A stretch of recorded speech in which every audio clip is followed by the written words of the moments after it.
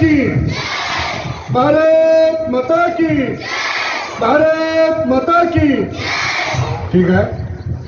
खरं आजच्या या ध्वजारोहण प्रसंगी लोकमंगल ग्रुपनं मला जिथं बोलवलं आणि ध्वज फडकवण्याचा मान दिला.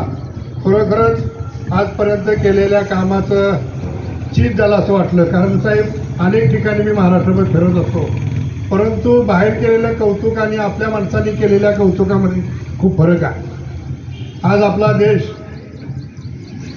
80 वर्षाच्या स्वातंत्र्यामध्ये म्हणजे 80 वर्ष पूर्ण होत आहे. आजच्या या कार्यक्रमाचे अध्यक्ष आणि लोकमंगल ग्रुपचे संस्थापक अध्यक्ष सर्वे आदरणीय श्रीजी चिटणीस साहेब, की ज्यांनी आता आपल्याला अत्यंत प्रदीर्घ असं मार्गदर्शन केलं, इतिहासातील काही आपल्याला प्रसंग आणि ज्यांनी आपल्या देशाला स्वातंत्र्य मिळवण्यासाठी आहुती दिली, बलिदान दिलं, अशा थोर महात्म्यांच्या विषयी आपल्याला मार्गदर्शन करून इतिहासही जागृत केला. असे आदरणीय चिटणीस साहेब या विद्यालयाचे अत्यंत कार्यतत्पर आणि अभ्यासू मुख्याध्यापक आदरणीय यादव सर, त्याचबरोबर प्राथमिकचे मुख्याध्यापक भोसले सर, आमचे पवार सर, माझा चिरंजीव प्रफुल्ल जाधव, पठाण सर आणि खरंच सर्व शिक्षक, शिक्षकेतर कर्मचारी, पालक आणि सर्व विद्यार्थी मित्र, आज 80 वर्ष आपल्या देशाला स्वातंत्र्याला पूर्ण झालेलं आहे.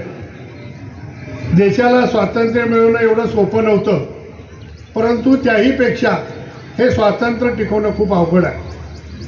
कारण आज जर आपण पाहिलं तर देशाच्या सीमेवरती सैनिक अहोरात्र डोळ्यामध्ये तेल घालून शनी जागृतपणे सीमेचं रक्षण करताय आणि त्यामुळंच आज आपण हा इथं उत्साहामध्ये ध्वजारोहण किंवा इतर कार्यक्रम करतो किंवा आपण निवांत आपण झोपत असतो.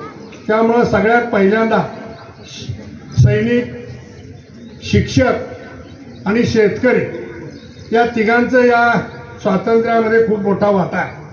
म्हणून लालबहादूर शास्त्री यांनी सांगितलं जय जवान जय किसान. कारण या देशाला स्वातंत्र्य मिळवण्यासाठी जवानांचं, त्याचबरोबर शेतकऱ्यांचं आणि शिक्षकांचं मोठं योगदान आहे. कारण शिक्षकांनी या स्वातंत्र्यासाठी प्रेरणा दिली.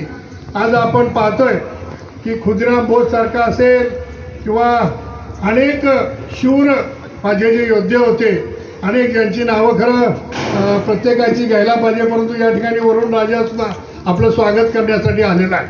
त्यामुळं ज्यांनी आपल्या देशाला स्वातंत्र्य मिळवण्यासाठी त्या ठिकाणी प्राणाची आहुती दिली, त्या सर्वांच्यामुळंच खऱ्या अर्थानं आपल्याला हा स्वातंत्र्याचा दिवस बघायला मिळतोय. 2047 साली आपला देश हा स्वातंत्र्याची 100री पूर्ण करणार आहे. त्यावेळेला तुम्ही कदाचित 30-35च्या वयामध्ये असणार आहात. फक्त ध्वज फडकवणं एवढंच काम नाही, तर तो ध्वज आपल्या हृदयामध्ये संभळणं, आपल्या हृदयामध्ये त्या ध्वजाविषयी आत्मीयता असणं अत्यंत गरजेचं आहे.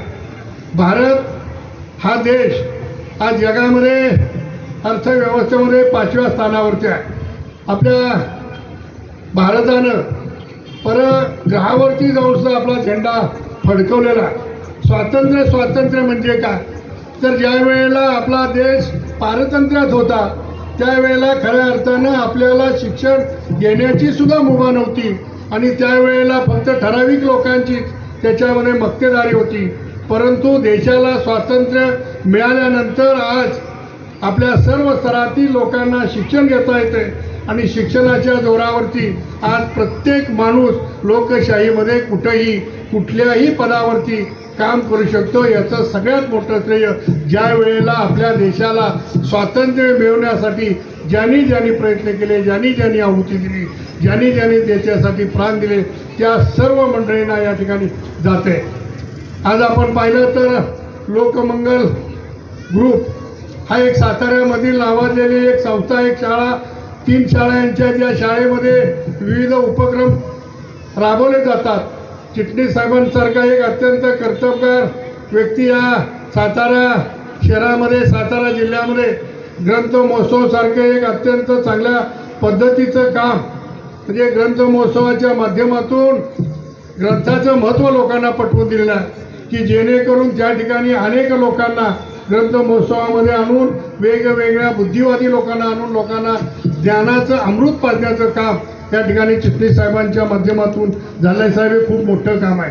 कारण तसं पाहायला गेलं तर ग्रंथ महोत्सव हा तुम्ही असं पाटणेतर असेल का तुमच्यावर असणारे सगळे ज्ञात अज्ञात मंडळींनी ते चालू केलं आणि त्यामुळंच खऱ्या अर्थानं साताऱ्याची ओळख आहे. तुम्ही सांगितलं देशाच्या स्वातंत्र्यामध्ये पुणा शहर हे पुढं होतं, बरोबर आहे. ज्यावेळेला प्लेगाची साथ आली, त्या प्लेगाच्या साथीच्या वेळेला कमिशनर रँड ज्या वेळेला पुण्यामध्ये प्लेगाचा बंदोबस्त करण्यासाठी आले, त्यावेळेला त्यांनी प्लेगाचा बंदोबस्त करण्याऐवजी लोकांच्यावरती जुलूम आणि जबरदस्ती करायला सुरुवात केली. ह्या देशाला स्वातंत्र्य असं सहजासहजी मिळालेलं नाही. चाफेकर बंधूंनी त्यावेळेला कमिशनर रँडची हत्या केली आणि त्यावेळेला इंग्रजांच्या मनामध्ये मोठ्या प्रमाणामध्ये भीती निर्माण झाली आणि त्यावेळेला सातारा शहर हा क्रांतिकारकांचा जिल्हा आहे. आपण पाहतोय की त्यावेळेला पत्री सरकार होतं आणि पत्री सरकार म्हणजे काय तर इंग्रज सरकारचे काही गावामध्ये, म्हणजे प्रत्येक गावामध्ये काही हस्तक होते. इंग्रजी अधिकारी आल्यानंतर लोकांच्यामध्ये भीतीचं वातावरण तयार व्हायचं, परंतु पत्री सरकारनं म्हणजे नाना पाटील यांनी काय केलं, एक ग्रुप तयार केला आणि इंग्रजी अधिकारी गावात आल्यानंतर त्याला चौकामध्ये धरून त्याला आडवा पडायचा आणि पायावरती फटके द्यायचे. म्हणजे जसं आपण बैलाच्या पायामध्ये पत्री मारतो, घोड्याच्या पायामध्ये पत्री मारतो, तशा पद्धतीनं पायावरती फटके मारली जेणेकरून त्यांना चालतात म्हणजे आणि त्यांच्यामध्ये प्रचंड मोठ्या प्रमाणामध्ये भीती निर्माण व्हावी, हा त्याच्या पाठीमागे उद्देश होता. आणि पत्री सरकारनं खऱ्या अर्थानं देशाला स्वातंत्र्य मिळवण्यासाठी जे काम केलं म्हणजे आपल्या छातीनं, आपली गर्वाने छाती फुगते, कारण आपला सातारा जिल्हा अग्रेसर होता आणि त्या सातारा जिल्ह्याच्या मातीमध्ये आज या स्वातंत्र्याची माती आहे. छत्रपती शिवाजी महाराजांच्या पदस्पर्शाने पावन झालेली ही भूमी आहे. नुसतं छत्रपती शिवाजी महाराजांचं नाव घेतलं तरी अंगावरती काटा उभा राहतो आणि हे झालेलं स्वातंत्र्य आपण सगळ्यांनी जपणं हे आपलं काम आहे. मी लोकमंगलमधील सर्व विद्यार्थ्यांना विनंती करणार आहे, भविष्यकाळ किंवा देशाचं भविष्य हे तुमच्या हातामध्ये आहे.